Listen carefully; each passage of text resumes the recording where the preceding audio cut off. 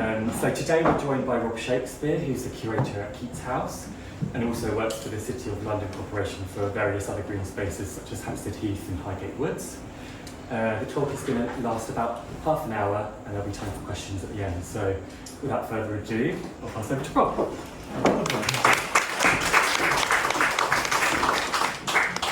Thank you very much, Alex, and thank you everyone for turning out today to hear this talk on Keats. Now, before I get into the talk proper, let's just have a quick show of hands. I won't engage you all the way through with that, but quick show of hands. Who's a Keats expert?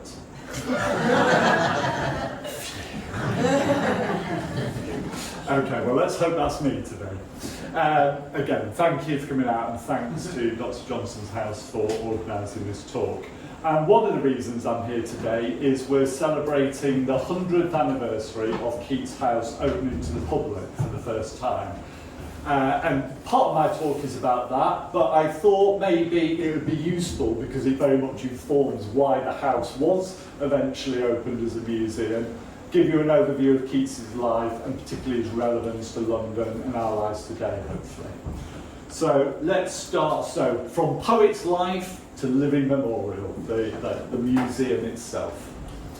So just to give you a bit of an overview to start with.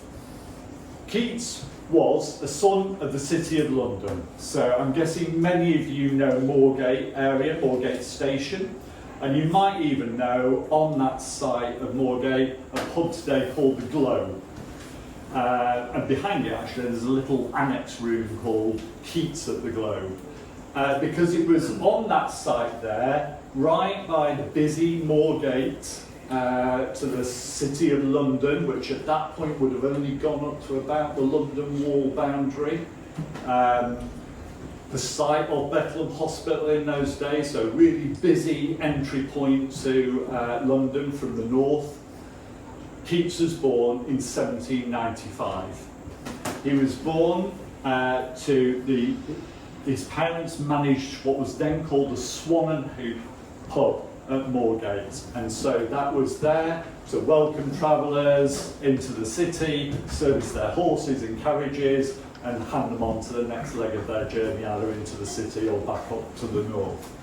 So really busy intersection of the city. And remember, the city at that time, very late 18th century, verging into the 19th century while he was still living there, at the heart of a now rapidly growing port, centre of a wider empire around the world, with trade and people coming into the city and the pressure on the city to grow and expand.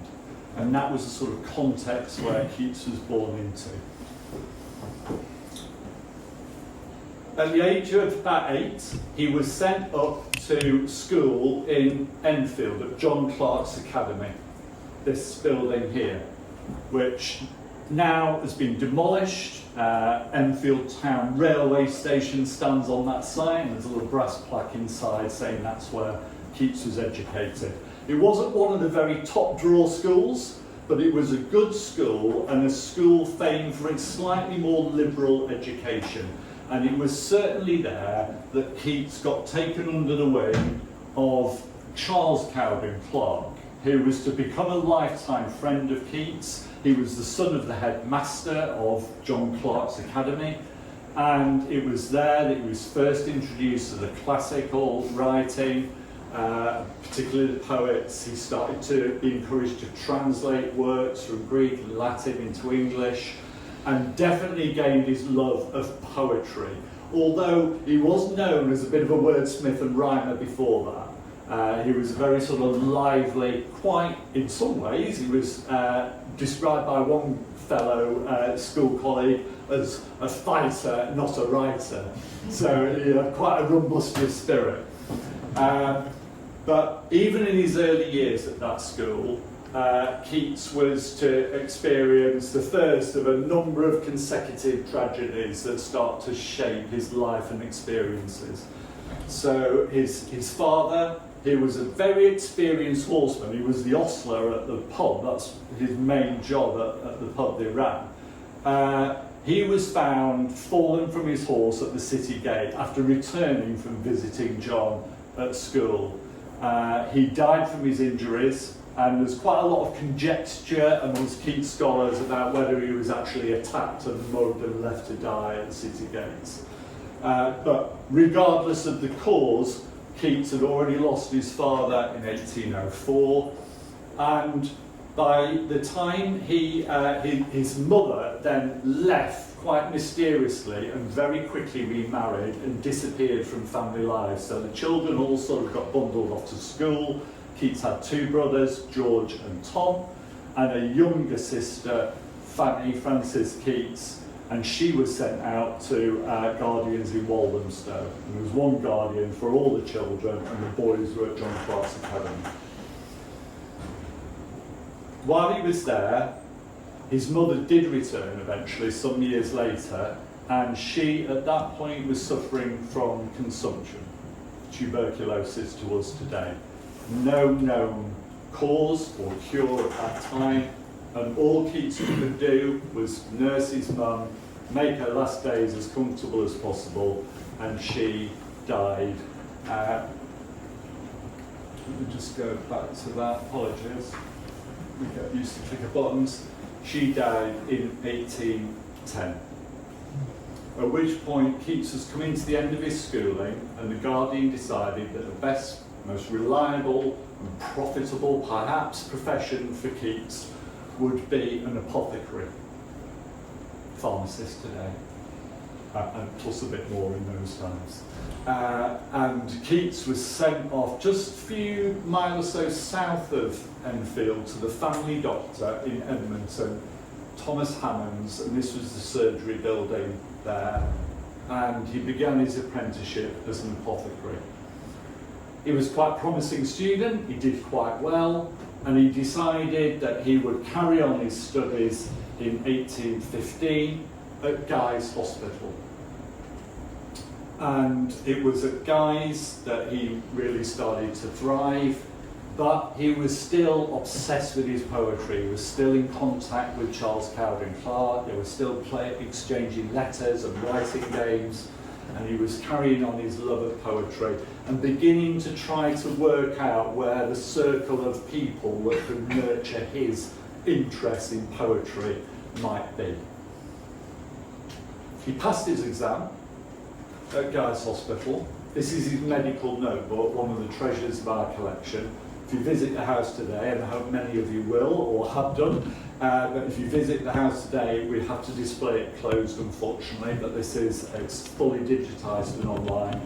And it's much pored over by scholars, because not only does it contain his medical knowledge and notes, but also his doodles. He was quite a bright scholar, so like many very bright scholars, he got a bit bored every now and again in lectures, and did little doodles, little asides in the marginalia. And Keats scholars really love poring over those to get inside the young Keats. If we just go to the map for the last time, so in 1815, while still studying at Guy's, he attends and passes his medical exam at Apothecary Hall in the city, and he's licensed to practice medicine in the city. He gets a job quite quickly as a dresser surgeon, so not the surgeon itself, but someone who will be supporting the operations at that time. Remember, pre-anaesthetic, so pretty brutal period of medical history, and to our current state, very early life of the medical profession, really. He was one of the first 100 or so that was certificated to practice medicine. So a very early and formative period in his life. If you had been to the old operating theatre, he'd be operating in that sort of context, holding down patients while limbs were sawn off and things like that without anaesthetics. So, and many people see that as very formative in his work, and particularly his writing, which I'll come to a bit later, but this idea of pain and suffering and joy, the opposite yin and yang sides of life. But at that very time when he passes his medical exam, he has his first poem, To Solitude, published in Leigh Hunt's The Examiner, a periodical journal that a radical journalist, editor, Leigh Hunt, who lived up in Hampstead, in the Vale of Health in Hampstead, was writing, and he'd identified Keats, he'd met Keats, and he'd identified him as a poet of promise. Another one was Shelley, and he was trying to identify and nurture that next generation of romantic poets. We'd already had the sort of first wave, as we think of them now, as British romantic poets, like Blake, Wordsworth, Coleridge in the late 18th century, and then in the early 19th century, Leigh Hunt was looking for the next generation, and he identified Keats as a poet of promise, published his first poem. And Keats immediately thought, I don't want to be a doctor.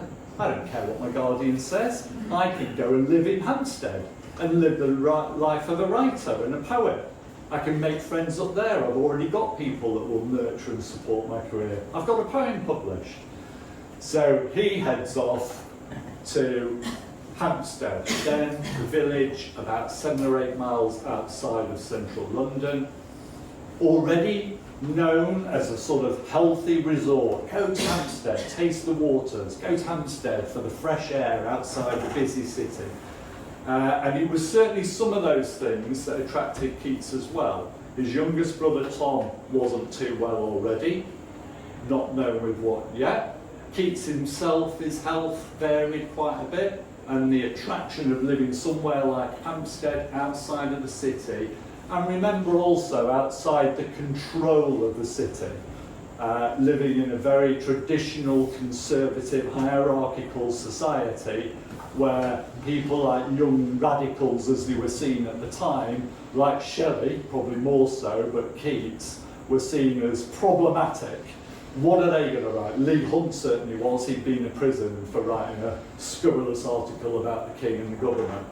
So they were seen as potentially dangerous. And as with all North London sort of little villages outside at that time, Stoke Newington, Hackney, they've all got a bit of a sort of dissenters reputation for people going there to live outside of the direct control of the city.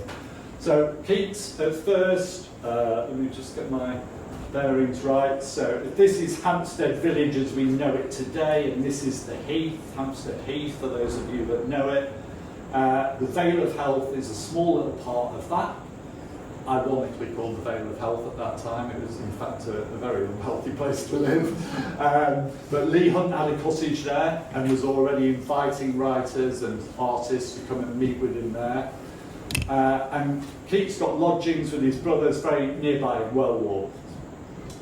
And by 1817 he was living in Wellwall and visiting Leigh Hunt regularly, and then got to know 2 families, well, one individual and a family, that had lived at the newly built Wentworth Place. Now, if you've been to Keats House or know it at all, just from photographs, you will recognise that today as Keats House. Then it was a new build. It was one of 2 houses that looked pretty identical in this newly developing part of Hampstead, a new little village that was being built, being sold off lots from the manor of Hampstead. Caused a bit of a fuss, particularly later as it expanded and started to threaten more and more of the heath. But in Keats's time, it was just a residential development. Speculative builder called William Woods just built 2 houses to show off what people could buy if they had a bit of money and wanted to have a weekend house or a summer house outside of the city. And to this house moved first Charles Wentworth Dilke and family on this larger side of the property. Might come to that a bit later. And on this, what I would call the 2 up, 2 down, a smaller little terrace inside what was deliberately made to look like an imposing Regency country villa, was Charles Brown, who became a great friend of Keats. And in the summer of 1818, they decided to go off on holiday, partly because Brown had to rent out his house every summer to make the ends meet, to be able to meet his mortgage payments. So they decided, oh, I'm going to go off on a walking holiday, why don't you come with me? And Keats's brother George was departing Britain to go to America. He'd just got married and he wanted to go to America to make his fortune in the new colonies over there. So they decided to accompany George and his wife on a journey up to Liverpool, set him off on the journey to America for them, the voyage to America, and then they continued a nice little walk all the way up through Lancaster, what we now know today as Cumbria, then will be Westmoreland, Lancashire, Westmoreland, into Scotland, and it was supposed to be their summer touring holiday. Keats had to abandon a bit early. They did all sorts of adventurous things. They went over to Northern Ireland to try to see the Giant's Causeway, but failed because they didn't realise how far away it was from the port of entry, so they came straight back. They went to try and see Wordsworth, then in Grasmere. He was out, so they wasted another day. They went to Burns's place, made a great impression on Keats, and he wrote quite a lot about that, about the importance of visiting Burns as a poet. And then they climbed Ben Nevis, but Keats by this stage was suffering quite badly. His health was failing a bit, and he decided to return to Hampstead, to Walk, where all alone now he found Tom in a terrible state of health. He himself was now suffering from consumption. Keats knew it straight away, his medical training, the fact his mother had suffered from that illness. And so he again nursed Tom, knowing that he would die. And on the 1st of December 1818, Tom died, and he walked the short distance down the hill to Wentworth Place to tell his friends there what had happened. And Charles Brown said, "Oh, just leave that place, it's awful. Terrible memories, terrible place, just come and live with me." And Keats, the next day almost, moved in to 2 rooms in Brown's side of Wentworth Place. There's 2 up, 2 down. This is his parlour, as it appears today, obviously, but it's been recreated to look like that today from this painting here, which I hope you can see. I've just blown it up slightly from where it hangs on the wall there. As ever with Keats, and probably other literary figures as well, it's a slightly complicated story. This painting was originally painted by Joseph Seven, who was to become a good friend of Keats, knew Wentworth Place, and began to paint him fairly obsessively throughout his life. He loved Keats, thought he was great, and just wanted to capture his image and keep him alive. This is a later copy done later in the 19th century by Edmund Dyer after Seven's original, which hangs, well, I'm not sure it's hanging actually, but it's in the National Portrait Collection.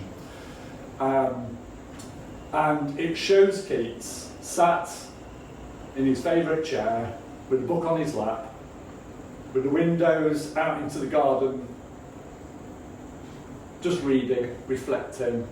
Here was his writing desk and his bookcases with his few treasured possessions, his books in. And it was here that, despite obviously a terrible period in his life, where he was pretty much alone family-wise now, if you think about it, you know, he's been orphaned quite young. His brother George, who he loved dearly, had disappeared to America. His younger brother Tom had died, and his sister was sort of alienated, well, kept apart from him deliberately by the guardians in Walthamstow. And so he went through quite a sort of dark period in the winter of 1818, 1819. Began to write some of the longer sort of medieval-inspired poems that some of you might have heard of. The Eve of St Agnes is the one that everyone mentions from that period. But then, in the spring of 1819, he's partly recovering from his mourning. He's been looked after by his friends. He's been cared for in the environs of Hampstead. But the Dilke family move out, and the Braun family move in next door in the Dilke side of the house. Frances, the oldest daughter of that family, and Keats have already met. They've already recognised, noted each other. There's a very funny quote where he describes her in all sorts of methinks he does complain too much manner. It's very funny, it's on display in the house. But it's obvious they're attracted to each other. And in the spring of 1819, she moves in, and that's really the sort of final catalyst for Keats and this amazing period of creativity in his life. Very short period, really, in his very short life, sadly. But during that summer of 1819, he writes the 6 great odes which are associated with him, most famously Ode to a Nightingale, which I'll come to in a minute. Bracketed right at the end of that summer, early autumn, by Ode to Autumn, which sort of almost everyone knows by default because it's season of mist and mellow fruitfulness. So even if we've never heard of Keats, most of us have heard that mentioned somewhere on a chocolate box or something like that. And so he's writing sonnets. He's even writing a play with his friend Charles Brown. They're all doing all sorts of little literary games and writing games and challenges between them all. Incredible period of productivity in his life. He's already had in 1818 his 2nd volume of work published, Endymion, which was his attempt to write a classical masterpiece, much derided by the critics. He's just a cockney poet, he can't write proper classical English classically inspired poetry, he's not fit for it, he's not educated enough. Get back to your plasters was the famous quote, back to pills and medicine, you're not fit to be a poet. So it critically bombed. His first book had just disappeared without trace, really. Few friends read it, bought it and read it, liked it. Few other people bought it and didn't like it, and it just disappeared without trace. But the work of that year, the summer of 1819, was for us immortalised in his 3rd and final volume to be published, which was Lamia and other poems. It included Eve of St Agnes and includes all the odes of that period while he was writing at Wentworth Place. And just sort of how lucky we are really to have his legacy to remember. Because there's a great story which I always tell, and we tell delightedly at the house. This is another painting by wrong button. This is another painting by Joseph Seven, showing Keats sitting on Hampstead Heath, listening to the nightingale.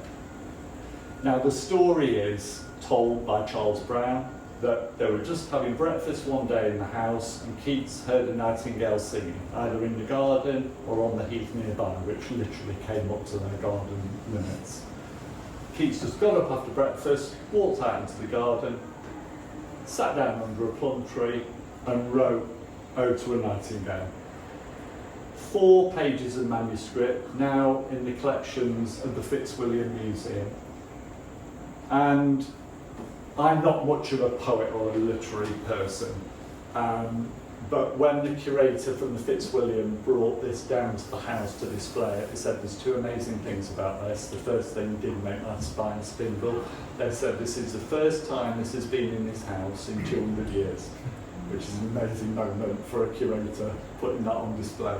The second thing they said was more insightful for me. I sort of knew that already, that's why I wanted it.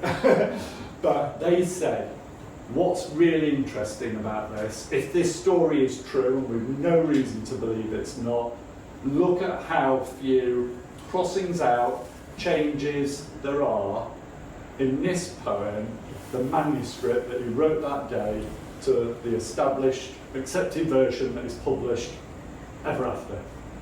And it's they're minimal. It just poured out of him, the writing of that year. It was just all fermenting in his head. And all he had to do was sit down and find time to write, and that's what Wentworth Place gave him, and that's why we think it's such a special place. However, some of you will know, and you might guess where this is heading, Keats himself was not a well person throughout his life. We believe really that while nursing Tom, he'd actually contracted consumption himself at that time. Mercifully for us, it lay dormant for a while, certainly through the spring of and summer of 1819, the better weather, the better health, we all feel a bit better then, don't we?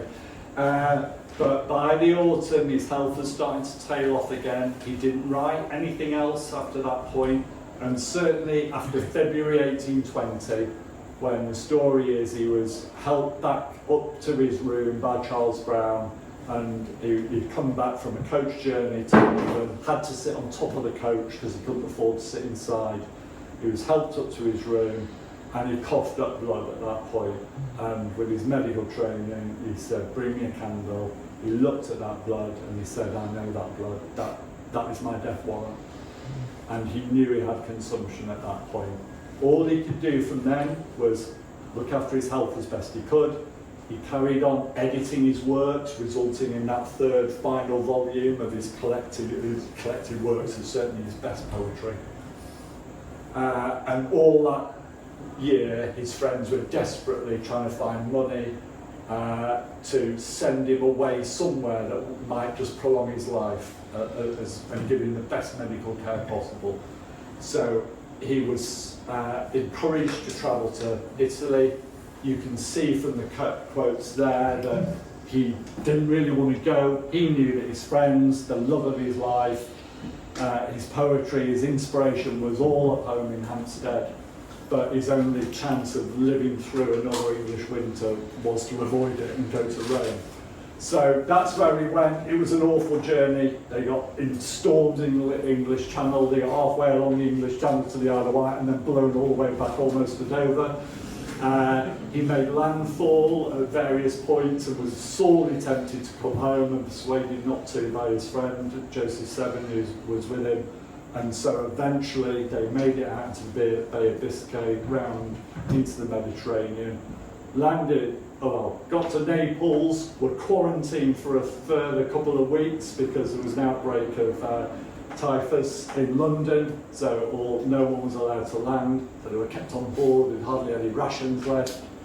And eventually, after a horrid overground journey to Rome, he ended up in Rome, where he was only to live for another couple of months. He died on the 23rd of February 1821, and he believed, and probably with good justification at that time, his name was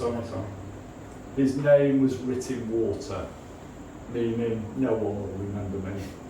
There's no point even putting my name on the gravestone. And that's all he wanted on his gravestone. Here lies one whose name was written in water. He wanted to be amongst the greats. He loved Milton, he loved Shakespeare. He aspired to be those, as good as those, with that reputation, and he felt he'd failed. So he was just 25 at this point, with this, what we would consider now an amazing body of work behind him, but died with little knowledge and recognition of him, other than his friends, who were desperate to preserve anything they could of his manuscripts, his papers, his book collection. A death mass was made of him. There was already a life mass made in his lifetime by one of his artist friends, who then used that to inspire works of art later. And so they worked really hard, as much as they could, to preserve his name and champion his work. And it worked after a while, but the house had really been just passed into private ownership. Fanny Braun lived there a few years longer, and beautifully, Fanny Keats also came to live there for a few years with Fanny Braun. She didn't know her at first, but John Keats asked her to write to his sister. So the day he left, she sat down and wrote a letter saying, "You don't know me, but I'm a good friend of your brother, and he's asked me to write to you." And that started a lovely correspondence of letters between the two young women growing up in London. Fanny Braun was quite an ebullient character, much more so than Keats, I think, much more social, really interested in fashion, theatre. She loved going into the West End and seeing everyone and going to events and exhibitions and so on, as London life really started to develop and grow, that cultural life. But after she left in the early 1830s and Fanny Keats left too, the house just carried on in private ownership. So you can see this painting of the house here, done in 1890 by a Keatsian and collector, Fred Holland Day. There's no plaque on the house here because no one really knew that it was Keats's house. It's sort of been forgotten, just passed into successive ownership of quite a large number of families and people actually. However, by the later 1890s, you can see, we can date this photo, we should change that date really, because we know this is after 1896. Because by 1896 it had been re-established that this was the house where Keats lived and was inspired to write this now universally accepted great works of English poetry. He's one of our greats. And so the plaque went up on the house to recognise that, but it continued in private ownership. So here, as late as 1911, still beautiful little Regency cottage in Hampstead, with a plaque to say it was Keats's house, and no doubt the odd person knocking on the door to see if they could have a look round. Now that was fine until, do you remember I said there was an identical house built next door? By then the whole area had been developed, but the identical house got knocked down and developed into more denser housing flats that are still there today. So there'd been quite a lot of research into where did Keats live, particularly during the last quarter of the 19th century.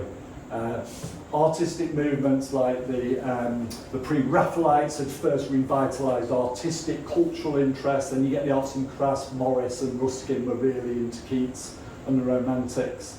So they revitalised his cultural reputation, resulting in the fact that his poetry was recognised. But his life was still quite unknown. So the search began to, well, where did he live? Where inspired this? What was his life like?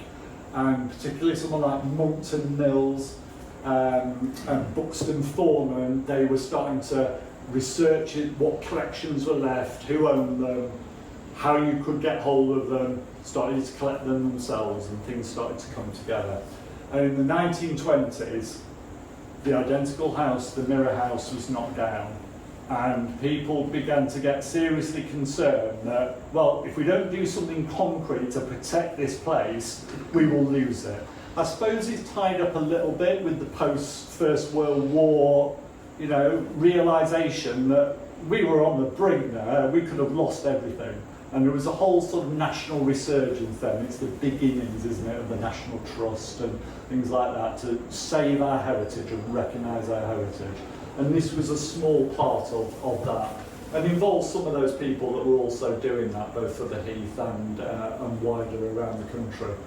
So a couple of local politicians at first set up the Keats House Preservation Committee, and they were set out to raise £10,000 to purchase the house, conduct the necessary renovations to turn it into a museum, and open it to the public and run it as a museum.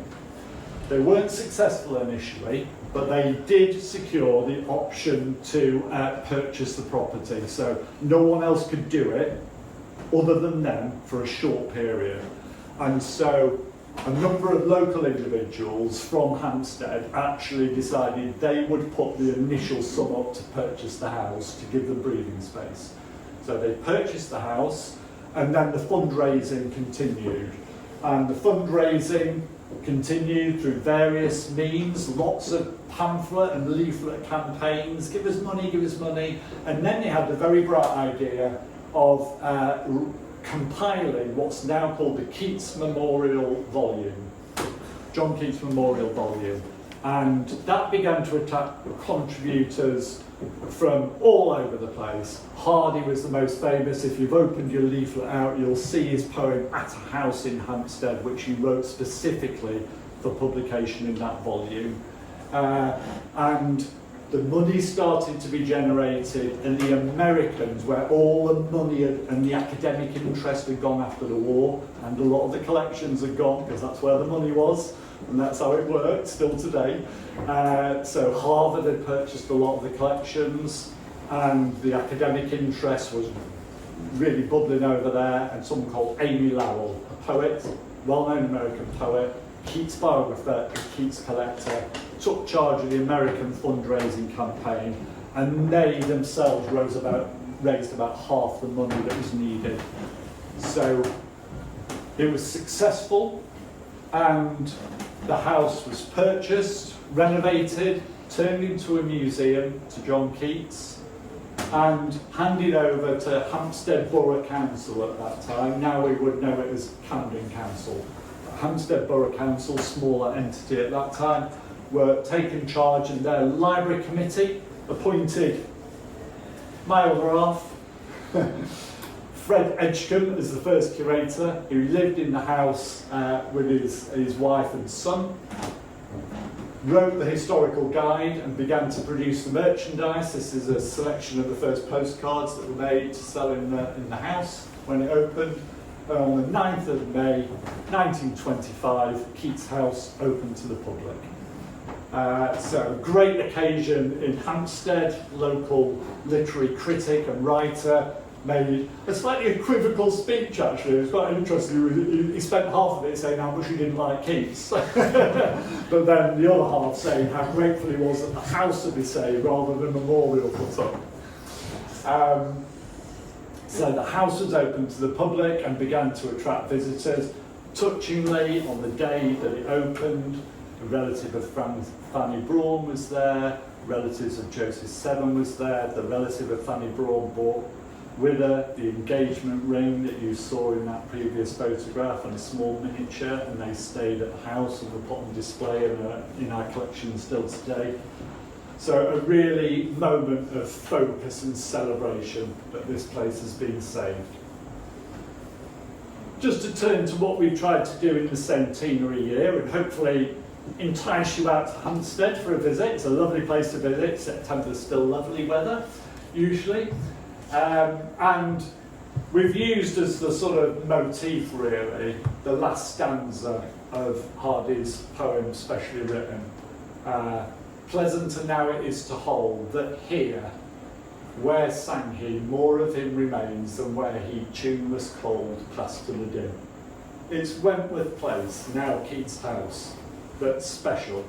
It's that place that inspired his works, either directly through the environment of Hampstead and the friendship he found there, and Fanny Braun in particular, or indirectly because it just led to his notoriety. It was a permanent legacy that was there and eventually got saved and restored and has enabled people to focus research on the collections there that inevitably grew after the house opened.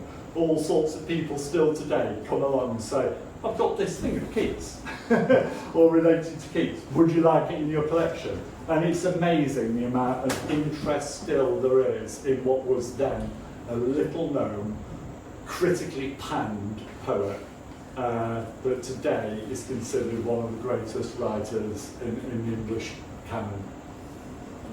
We tried to evoke the atmosphere of what the house was like when it first opened. So our exhibition gallery pictured here invites you just to sit in that chair and sit and think and read Hardy's poem and contemplate what it might have been like.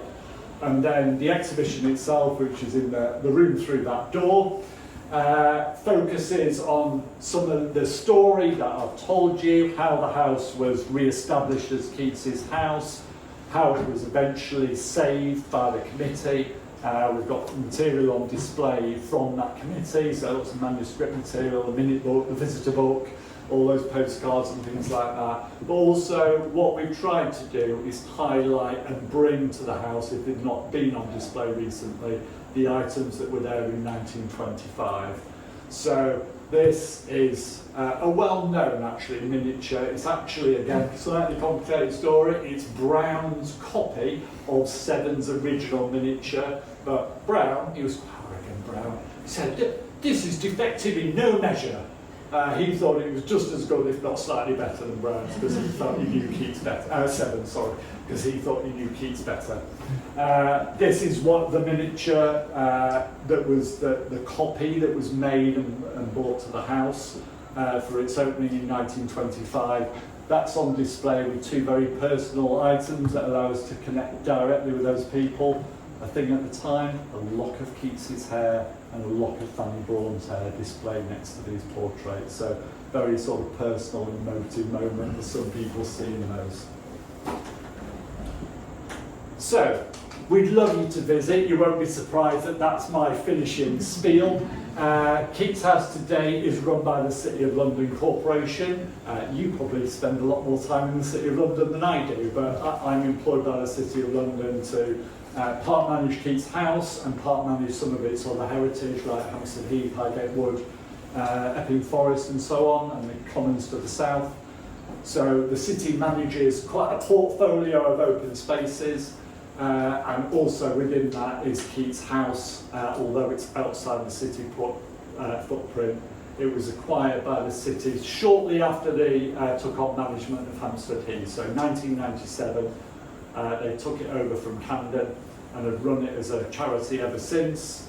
So I'm employed by them and the staff there to maintain the house and keep it open to the public and maintain its purpose, its objective as a charity, to preserve, maintain and restore for the education and benefit of the public the land with the buildings known as Keats House as a museum and, crucially for us, a live memorial to John Keats and as a literary meeting place and centre. And we hope today it very much lives up to that.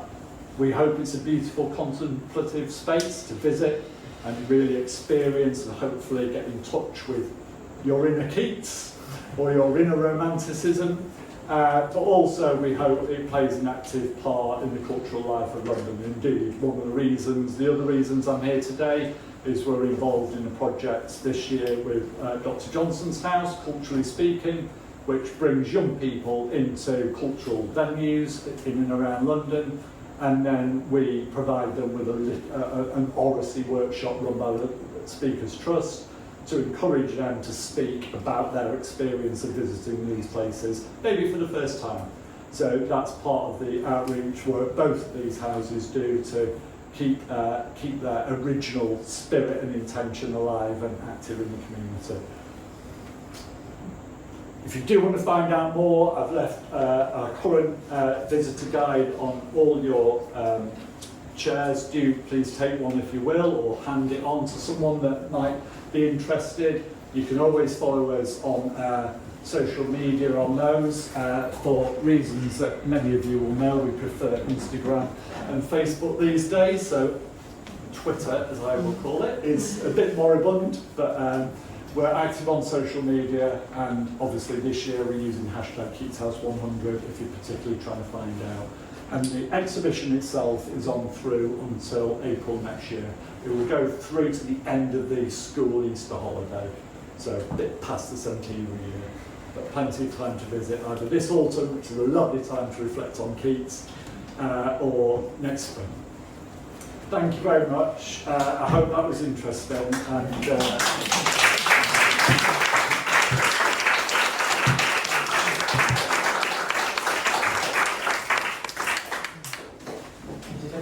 questions? Yeah?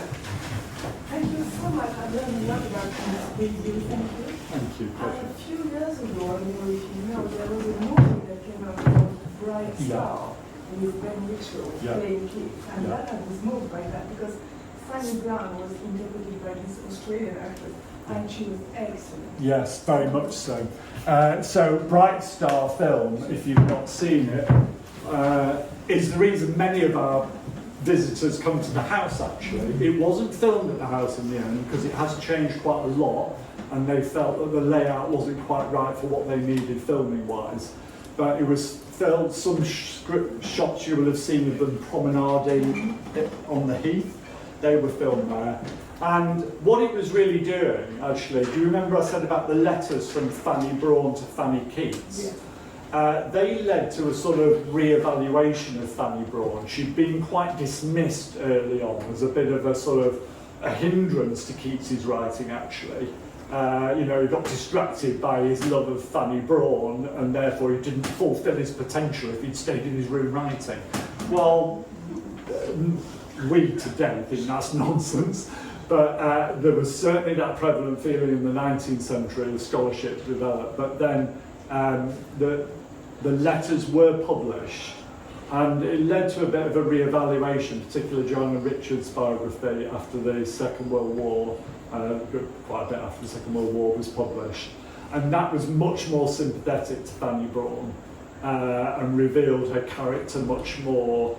And the film indeed tried to portray it through her eyes, didn't it, much more. I must watch it again. I watched it very early on, and to be honest, I was a bit bamboozled by the array of characters coming in and out all the time. It's very, very moving. It's and a beautiful film. Also, you see a relationship between Keats and his friend Charles Yes. Brown. And Charles Brown was against Fanny Brown, and he, Yeah, like you say, exactly. criticized her a lot Yeah. and dismissed her. But she was so moving when she heard the news that he died. But Yeah. the cry, Yeah. I still shiver about it because it was so good. Yeah, thank you. Yeah. Where is he buried, by the way? It's oh, sorry, I should have mentioned that. It's buried in Rome, in the non-Catholic or the Protestant cemetery in Rome. It's got goes various names. His name is on it, and it's Yeah, it's buried next to Joseph VII, and later in the 20s and 30s, into the 30s, Severn and Fanny Brawne in particular were trying to come up with ideas for what should actually go on his grave, because they didn't want his name to be written in wall, so they respected his original wish, but then today there's a slightly more elaborate inscription, and actually in a year or so's time, our next exhibition on the 200th anniversary of that conversation, dialogue and actions will be about how his name was immortalised. Did you ever try to take him back here? No. No, not at all. The only things that came back were his few books. Everything else was burnt, including the contents of the flat he died in, because the authorities there were so scared of an unknown disease. What had he died of? Does anyone have any other questions? Yeah, I think we have time for one or two more. I think if you don't mind if I put in a plug for the Sunday afternoon poetry reading sessions. Thank you, please do. Which is an excellent reason to visit in Keats House if you need one. Thank you. Do you have any plans to expand that and perhaps allow reading time for local poets? Well, it's a good question. So, thank you. Yes, afternoon poetry ambassadors, our volunteers who read a selection of themed poems. So it starts again in October. And runs through till the festive poems in December, and then kicks off again next spring. So that's free. Do come along. Like you said, it's the second Sunday afternoon of every month. Well, in that period I've just said. Great reason to come, experience poetry, and then see the house that inspired some of it. It's usually got a Keats link, even if it's a different theme. What is it next time? I should know. I'll look. When we finish. Are you going to open it out to local poets? We have quite a large programme of events, particularly during the centenary year, of talks and other events. So we have in the past had poets launching their own collections there. And if you want to get in touch, please do. Email addresses on your brochure. Okay, thank you. That concludes our event today. You're very welcome to continue looking around the rest of the house. And we'll end with giving Rob another round of applause. No.